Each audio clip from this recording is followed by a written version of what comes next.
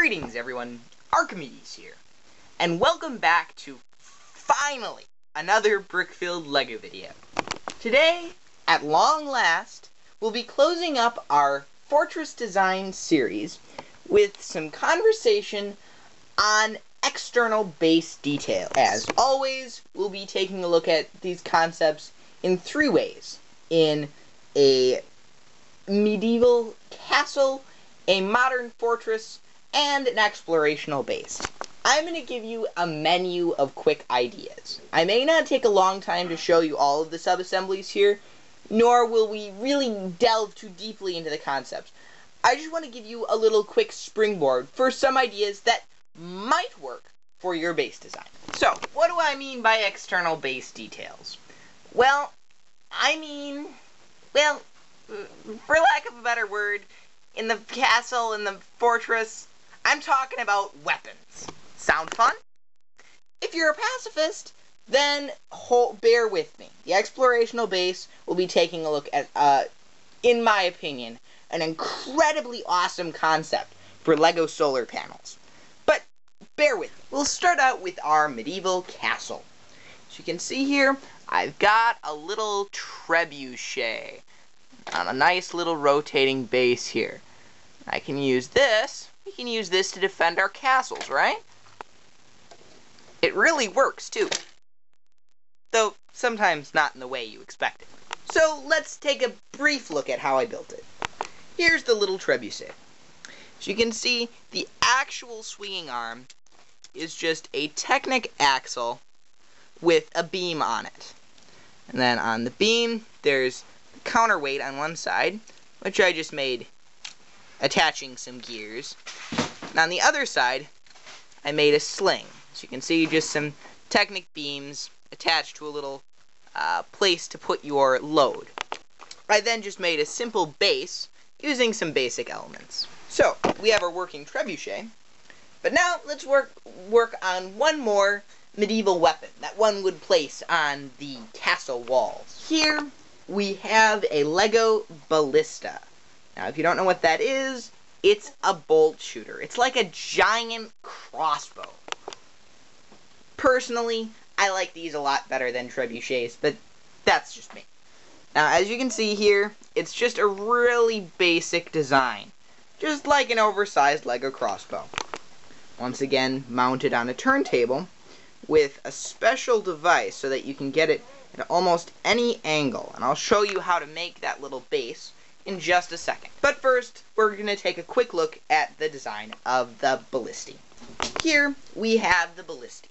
Just another weapon that one could place on the top of a castle wall. It kind of looks like a bird, but don't ignore that for now. On this very simple model, I just used some click joints here to make the arms of the crossbow, and then used a TECHNIC axle for the bolt coming down the back there. I used sideways building to put the point out in front. It's a really simple model. I mean, it doesn't even have a string for for launching the bolt. So you can obviously improve on it. But it makes a little springboard. More importantly, it has one of my favorite designs for large-scale weapons, especially these kind of big gatehouse weapons. And that is this. If you'll notice, this can turn and can tilt up and down, but it also can rise up like this over the parapets on the castle wall, which is nice because then you can get a better angle on your enemy. Let's take a look at this concept in more detail in the modern fortress design. Here's our modern fortress design.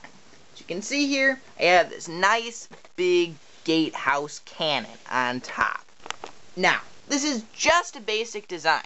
If you noticed, it doesn't fit. You can't get the turntable to rotate very much on top of the gatehouse. This provides a problem. But there is a solution, quick and easy. This cannon can rise up on a little platform of sorts, so that it can pick off at its intruders and rotate 360 degrees. Let's take a quick look at the design of the cannon and in particular, that lifting base. Here is the gatehouse cannon design. As you can see, it's pretty simple. Just a bunch of tube pieces, which I attached to one of these rocket jet things, and then just put a little place on the side for the pilot of the cannon. I'm sure you could design something much more fabulous, but this design here is just to show off one idea.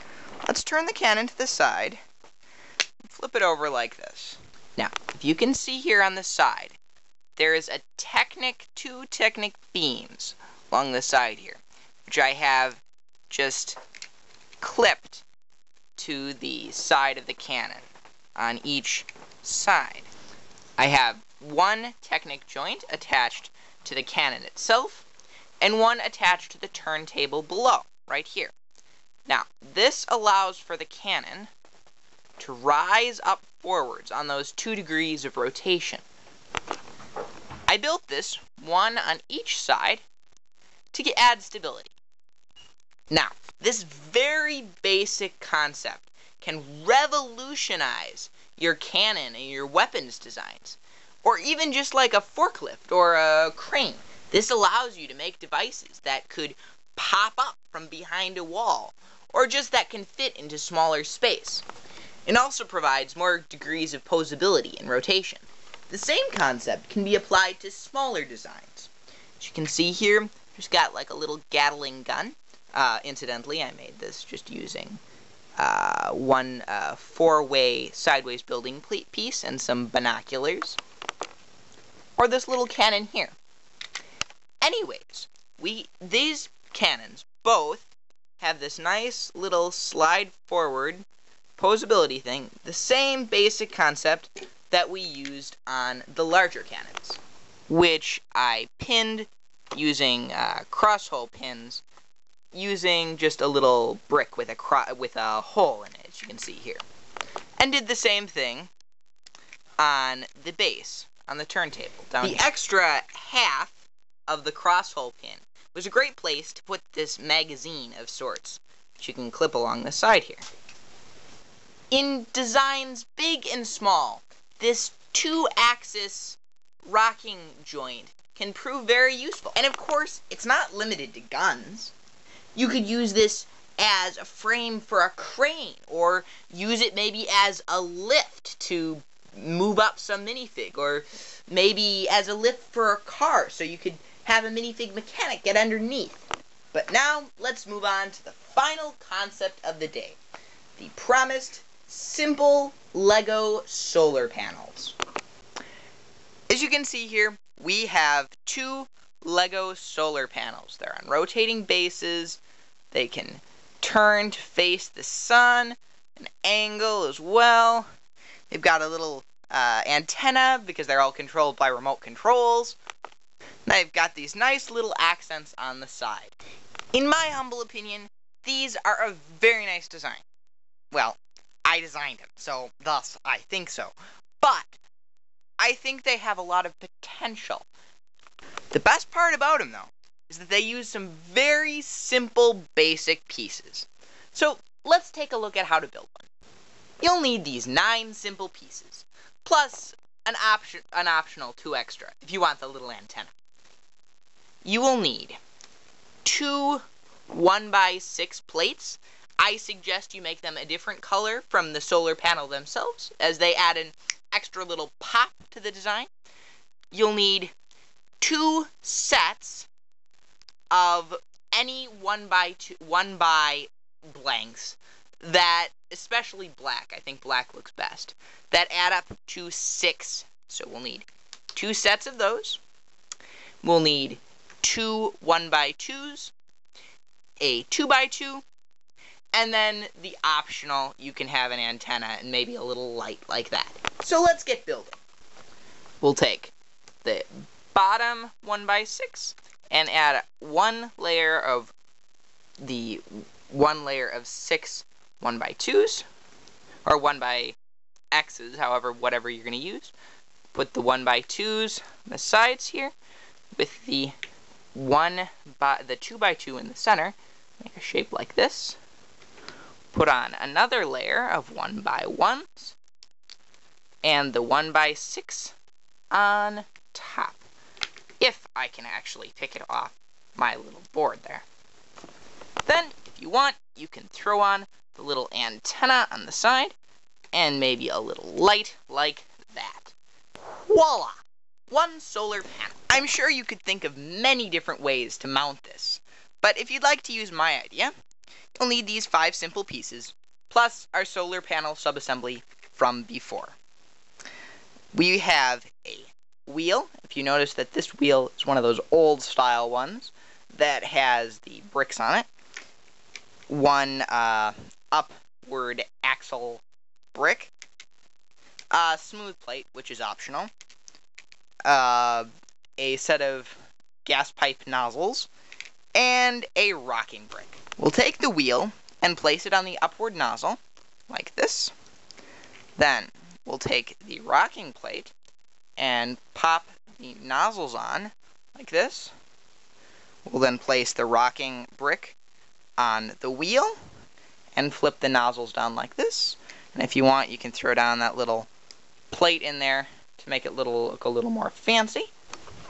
We'll then take the sticking out 1x2, or the 2x2 from the back here, and clip it on to the nozzle. And voila! We have a turntable for a spinning solar panel. In my opinion, an array of these little solar panels on the roof of your base, especially an explorational base, looks nice and makes it look a little more professional. After all, every good base needs a power source, right? So, for today, we talked about a couple different little ideas that one could place to spruce up the outside of one's base. In particular, we talked about a special 2-axis joint, which could be used for many different uses inside a base. We talked about a couple different weapon designs for medieval and modern weapons. And we also took a look at a quaint little solar panel design. Well, ladies and gentlemen, I hope you enjoyed this video. I hope that it was interesting or informative, or at least that it gave you something to do for a couple minutes. As always, remember that these ideas are simply springboards. If they work for you, if you think that they'll make your castles, your fortresses, your bases better, great! I am happy for you. If not, it's your imagination. You need to build what looks best for you. If you did in fact like this video, please comment, rate, or subscribe. If you didn't like this video, still please comment and rate, and if you want, subscribe. I'd love to hear what you have to say, or what you think would make this channel better. One last thing. Next month, we will be starting a grand adventure into Legos and how to start designing Lego Technic in your models. It's a terrifying road. Gears, beams, and axles, all that don't really fit together with Lego the way that they should. And so we're going to be taking a look, trying to figure out how to make Technic a little easier for everyone, alright? Well, ladies and gentlemen, I bid you all farewell. My name is Arcimedes36, and I'll see you next Sunday.